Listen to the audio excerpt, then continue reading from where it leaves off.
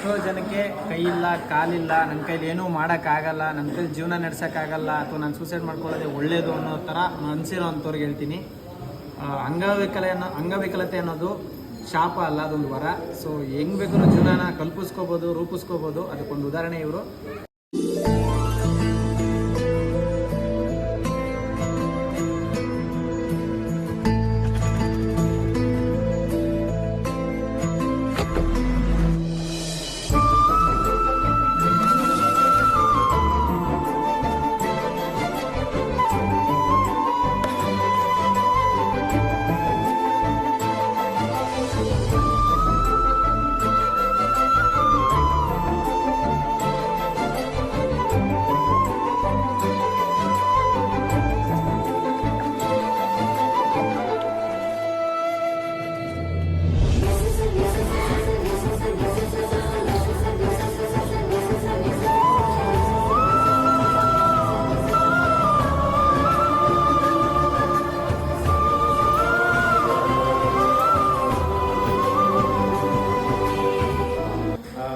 ಎಲ್ರಿಗೂ ನಮಸ್ಕಾರ.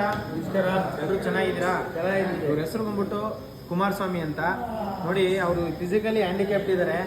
ಅವರು ಚಿಪ್ಸ್ ವ್ಯಾಪಾರ ಮಾಡ್ತಾರಂತೆ. ಸೊ ಆದರೂ ಕೂಡ ಇಲ್ಲಿರ್ತಕ್ಕಂಥ ದೇವ್ರ ಮಕ್ಕಳಿಗಾಗಿ ಅವರ ಕುಟುಂಬ ಸಮೇತರಾಗಿ ಬಂದು ಇಲ್ಲಿಗೆ ದಿನಸಿ ಸಾಮಗ್ರಿನ ತಂದುಕೊಟ್ಟಿದ್ದಾರೆ. ಸೊ ದಯವಿಟ್ಟು ಜೋರಾಗಿ ಒಂದ್ಸತಿ ಕ್ಲಾಸ್ ಮಾಡಿ.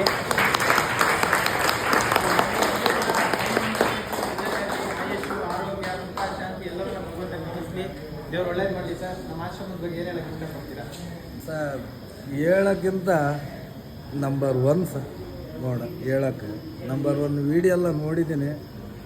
ಕಣ್ಣಾಗ ಎಷ್ಟೋ ನೀರು ಬಂದಿದೆ. ಆ ಕೆಲಸ ಮಾಡ್ತಿದ್ರಲ್ಲ, ಗ್ರೇಟ್. Thank you sir. ನನಗೆ ಮಾತಾಡಲಿಕ್ಕೆ ನನಗೆ ಮಾತೇ ಬರ್ತಾಯಿಲ್ಲ. ಆದರೂ ನಿಮ್ಗೆ ಎರಡೂ ಕೈಗಳಿಲ್ಲ, ಹೇಗೆ ಸರ್ ಜೀವನ?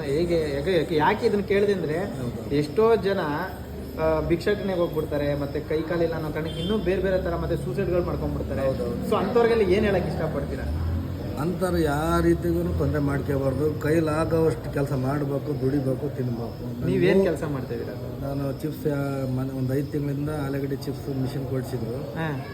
ಅದನ್ನ ತಗೊಂಬಂದು ಆಲೂಗಡ್ಡೆ ಚಿಪ್ಸ್ ಮಾಡಿ ಅಂಗಡಿಗೆ ಡೆಲಿವರಿ ಕೊಡ್ತಾ ಇದ್ದೀನಿ. ಮೇಲೊತ್ತಿ ಬೇಕ್ರಿಗಳಿಗೆ ಕೊಡ್ತಾ ಇದ್ದೀನಿ. ನಮ್ಮನ್ನು ನೋಡಿಬಿಟ್ಟು ಹ್ಯಾಂಡಿಕ್ಯಾಪ್ಟು ಸ್ವಾವಲಂಬಿಯಾಗಿ ಜೀವನ ಮಾಡ್ತಿದ್ದಾನೆ ಅಂತಂದು ನಾನು ಇನ್ನೂ ಎಂಕರೇಜ್ ಕೊಡ್ತಾ ಇದ್ದಾರೆ. ಒಳ್ಳೇದು ಮಾಡಲಿ, ಆಯಸ್ಸು ಆರೋಗ್ಯ ಕೊಡಲಿ. ನಿಜವಾಗ್ಲೂ ಖುಷಿ ಆಯಿತು. ನೀವೇ ಇಷ್ಟು ಕಷ್ಟದಲ್ಲಿದ್ದು ಇಲ್ಲಿಗೊಂದು ಮೂಟೆ ಅಕ್ಕಿ ತಂದಿದ್ದೀರಾ ಅಂದರೆ ನಮ್ಮ ಭಾಗ್ಯ ಅಂತ ನಾವು ಭಾವಿಸ್ತೀವಿ. Thank you sir. ಒಳ್ಳೇದಾಗಲಿ.